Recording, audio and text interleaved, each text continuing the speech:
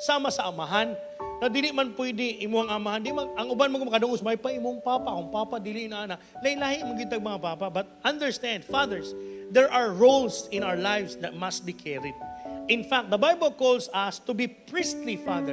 Kita po ang mahimong pari. In other words, kita ang unang magdala, magpaila-ila, maggiya sa ila, sa pulong sa Ginoo. Para sa Ginoo, kita ang muministeryo sa atong panimalay.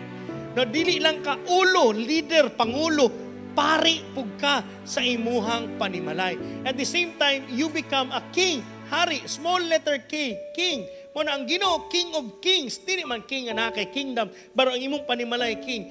Mabitaw na si Sarah niingon sa my Lord. My Lord. Gamay nga El ang ingon kang Abraham. Kasi nahimong hari.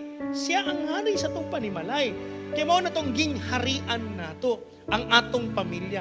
As a king, yung sa may role sa king, to provide, to take care the constituents to bring development so that it will flourish. So there are traits, there are characters na kinahanglan nato ma-impose.